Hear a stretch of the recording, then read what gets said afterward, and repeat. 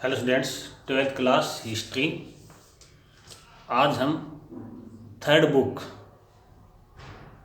Modern Indian history से lesson number 10 और 11 से रिलेट कुछ वेरी शॉर्ट क्वेश्चंस करेंगे। तो सुने आप। फर्स्ट क्वेश्चन, बुकानन इंग्लैंड कब वापस गया? फ्रांसिस बुकानन, जिसने बिहार, प्रेजेंट में बिहार और झारखंड में जो राजमहल हिल हैं उनका सर्वे किया था, वो वापस इंग्लैंड कब गया था? 1815। कोई आंसर क्या है? 1815। सेकंड क्वेश्चन, मौत के बाद यानी डेथ के बाद, किसकी डेथ के बाद? बुकानन की मदर की जब डेथ हुई उसके बाद बुकानन ने अपनी कौन सी डायनेस्टी को अडॉप्ट किया और वो डायनेस्टी किसकी थी? बुकानन ने अपनी मदर की डेथ के बाद मदर वाली डायनेस्टी जो थी उसको अडॉप्ट किया था, जिसका नाम है हैमिल्टन। यानी अब बुकानन जो है फ्रांसिस बुकानन हैमिल्टन के नाम से जाना गया था। यानी उन्होंने जो डायनेस्टी अडॉप्ट की उसका नाम क्या है? हैमिल्टन। नेक्स्ट, बिरजेश कदर कहाँ का नवाब था? बिरजेश कदर कौन था? किसका सन था? वाजिद अली शाह का। कहाँ का नवाब बना था ये? लखनऊ। क्वेश्चन नंबर 4, 1857 में शामल जो एक बहुत बड़े लीडर एमर्ज होकर के सामने आए थे वेस्टर्न यूपी से, प्रेजेंट में जो यूपी है उसके वेस्टर्न एरिया से, शाहमल, वो कौन से परगने का रहने वाला था? उस परगने का नाम बताना है। परगना कौन सा है? बड़ौत। तो क्वेश्चन नंबर 4 जो है, शाहमल कौन से परगने के रहने वाले थे? बड़ौत। क्वेश्चन नंबर 5, मौलवी अहमद शाह जो 1857 की रिवॉल्यूशन में जो उत्तर प्रदेश आ गए थे, यहाँ पर वो कौन सी नेटिव इन्फेंट्री का लीडर चुना गया था? जो अहमदाबाद में एक इस्लाम के बहुत बड़े जानकार थे, मुसलमान लोग इसे अपना पैगंबर प्रॉफिट मानने लग गए थे। 1857 में ये नॉर्थ इंडिया में आ गए थे और यहाँ आकर के इन्होंने एक इन्फेंट्री की इन्होंने लीडरशिप की थी, और वो इन्फेंट्री, वो नेटिव इन्फेंट्री कौन सी थी? 22वीं। नेक्स्ट, 1857 की रिवॉल्यूशन में ये प्रोफेसीज, ये भविष्यवाणी की जाने लगी कि अब 100 साल पूरे हो चुके हैं प्लासी वार को, और अब इंडिया जो है ब्रिटिश जो रूल है उससे आज़ाद हो जाएगा, इंडिपेंडेंट हो जाएगा। तो वो सन और डेट कौन सी मानी गई थी? 23 जून 1857, क्योंकि प्लासी वार 23 जून 1757 को हुआ था, और अब लोगों को ये लगने लगा था कि 100 साल के बाद ये भविष्यवाणी हुई है कि इंडिया इंडिपेंडेंट हो जाएगा। तो 23 जून 1857 को लोगों ने बड़े एंथुजिस्टिकली जो है ना इस रिवॉल्यूशन में पार्टिसिपेट किया था। 1857 का जो रिवॉल्यूशन होने का जो मेन कारण है वो क्या है कि उनको राइफल दी गई थी इंडियन सिपाहीज को 1857 से पहले। वो राइफल नेम क्या है? Enfield rifle. वो राइफल कौन सी हैं जो इंडियन सिपाहीज को दी गई थी? वो है एनफील्ड राइफल। क्वेश्चन नंबर 8, सती सिस्टम को खत्म करना और हिंदू विडो मैरिज को लीगली जो है ना इसके ऊपर कानून बनाना, कि हिंदू विडो मैरिज को जो है ना लागू करना, ये कब बना था?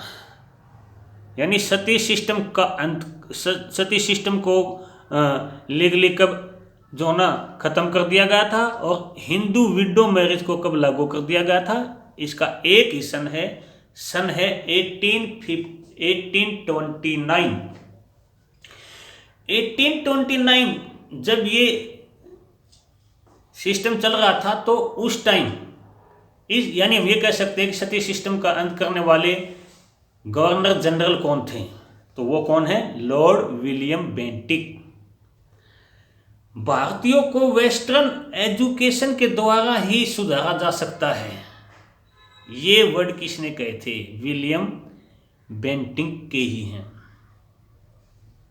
नेक्स्ट क्वेश्चन, सब्सिडायरी अलायंस यानी सहायक संधि कब बनाई थी?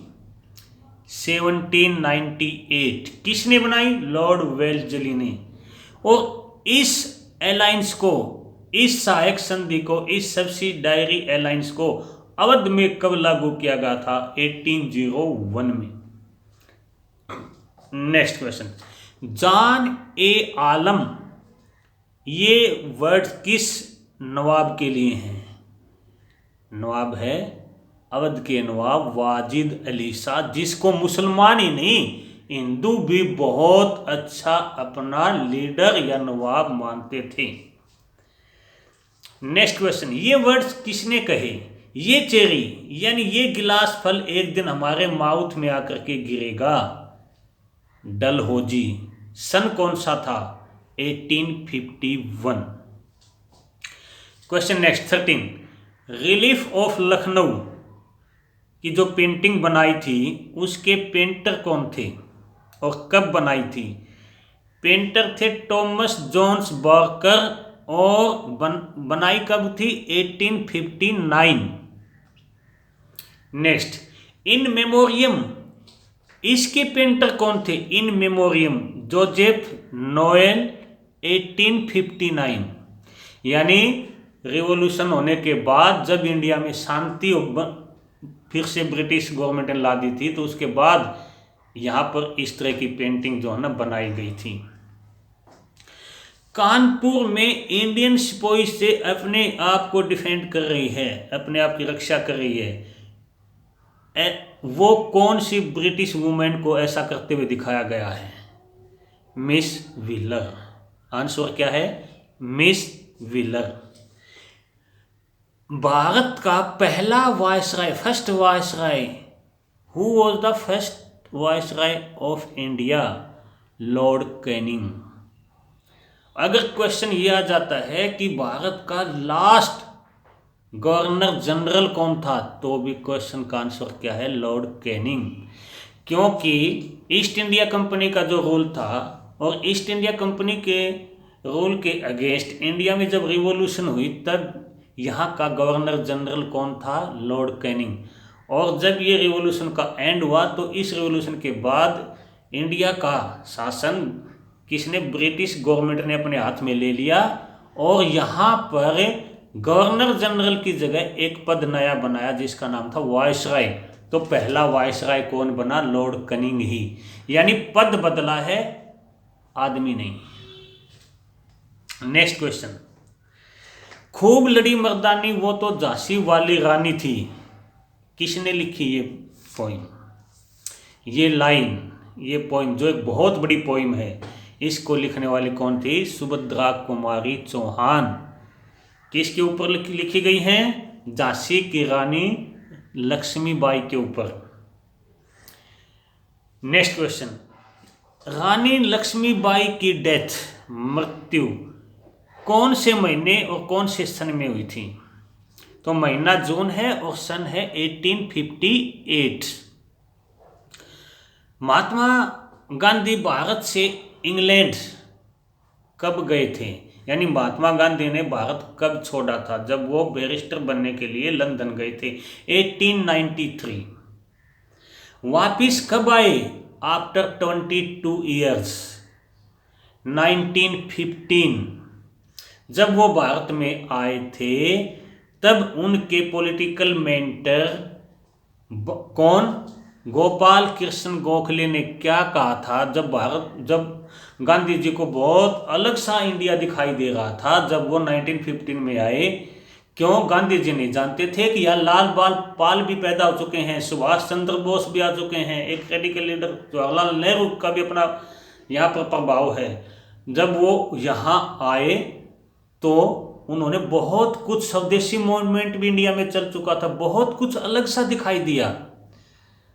तब उनके पॉलिटिकल मेंटर गोपाल कृष्ण गोखले ने क्या एडवाइस दी थी कि एक बार गांधी जी को पूरे इंडिया में घूमकर देखना चाहिए।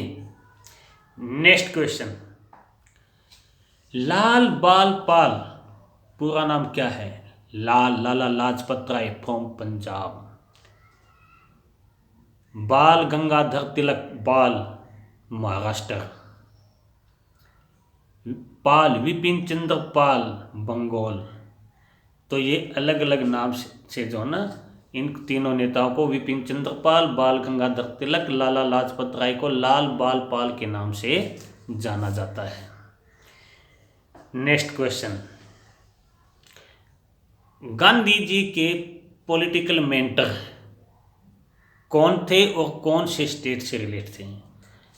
ये गोपाल कृष्ण गोखले हैं और ये महाराष्ट्र से रहने वाले हैं। तो आज का अपना ये work complete. Okay, thank you.